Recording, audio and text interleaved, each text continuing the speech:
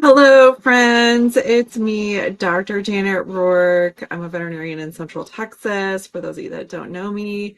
And I just wanted to come on here because things have gotten a little bit out of hand with this canine respiratory disease. And I've gotten a lot of questions about it. So let's dive into what's actually going on because you guys know I like to give you the facts. So let's talk about this mystery respiratory disease that everyone's talking about. Social media is kind of um, spreading it around the news. I don't want to say sensationalizing it, because they're not. If you actually read the articles, they're very practical. But I've gotten hundreds of questions about it over the past few weeks, so I thought I'd talk to you directly about it. You all know, I'm a very down to earth, kind of middle of the road gal, and so here it goes. I'm just going to give you the facts. So, canine infectious respiratory disease complex, or CIRDC, is not new. Okay, it's not new. It can be caused by viruses or bacteria. A lot of you have heard of Bordetella, influenza, adenovirus. These are the things that can cause the same symptoms, right? And it's sometimes referred to as kennel cough. So that's kind of the common name. It's spread through respiratory droplets of infected dogs to other dogs. So areas where the dogs are more densely populated, like in kennel situations or dog parks, these are the places where it tends to spread. There are at least 9 different things that can cause this disease, and it is not a new thing.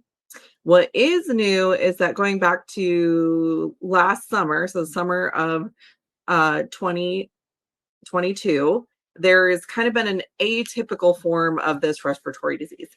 And they're calling it atypical because it lasts much longer than normal for this type of thing. So your typical 2 to 3 weeks, sometimes 4 weeks, is the normal duration of kennel cough. And this one is lasting 6 to 8 weeks. It's not responsive to any of the traditional treatments. And some of the dogs progress very quickly to an acute pneumonia, which can be deadly. So some of the dogs that progressed with the acute pneumonia did not survive, and Oregon has reported 200 cases this fall, which is kind of it's an uptick in the amount that we normally see. And so this is what's going around social media, and they're trying to figure out what is actually causing this particular round. And it's very sad that we've lost some dogs, of course.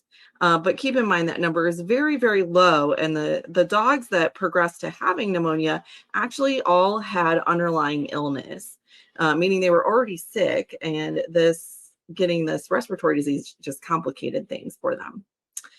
So to put it in a little bit of perspective, there are over 1.5 million dogs in Oregon. That's an estimate, which makes the number of dogs contracting this disease less than 0.01%. And in the United States, there's over 90 million dogs. So, check my math here, but I think that's like a 0.0002% chance of your dog getting sick, and even less that they'll have lasting effects or the more serious effects of this. Now, we actually don't even know if the cases are all related from last summer to this fall, because a causative agent actually hasn't been identified yet. The AVMA is actually suggesting caution rather than worry for dog owners. And in fact, panicking and running to the vet every time your dog coughs because he drank water too fast probably is just going to make things harder on the vets that are trying to figure this out and that are already understaffed and overworked. So there are some states, though, that have reported a few cases, so it's not a bad idea to exercise a little bit of caution around unfamiliar dogs in these particular states. So the states that have reported cases are Oregon, Washington, Colorado, California, Florida, Georgia, Idaho, Illinois, Indiana, Maryland, Massachusetts, New Hampshire, Rhode Island, and Vermont. So 14 states. And what does exercising caution look like here? So you want to avoid doggy social parties, basically.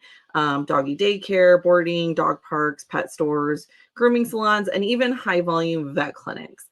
Avoid communal water bowls, even in the park, even if there's no other dogs around. Don't let them drink out of those um, things that other dogs may have had a little drink out of also. Also communal toys, make sure they're not playing with other dogs' toys, and clean your water bowls daily, and food bowls. Hopefully you're already doing that. Make sure you're avoiding play dates with unknown dogs that might be socializing or going to doggy daycare and other kennel type situations that you don't know about. Of course, if your dog's sick, please keep them home and seek veterinary care. Don't let them go to the dog park that day. Symptoms of this particular respiratory illness include lethargy, coughing, especially a deep, productive, wet cough. They use their whole body with. Call it a gut-wrenching cough, long bouts of coughing, sneezing, fever, and white or cloudy mucus or sputum. And along with that fever, sometimes they'll also stop eating. So there are some great things that you can do at home to keep your dog's immune system healthy as well. As if they have these symptoms, obviously go see a vet. But if they're healthy and they're doing good and you just happen to be in one of those areas, you can kind of support their immune system a little bit. You can do a drop of On Guard or oregano essential oil in their wet food twice a day. Make sure it's one that has, you got to have that that food label on it to make sure it's safe for internal use. If you need some oils, you can always reach out to me. But and that's only if you're in an area that's effective.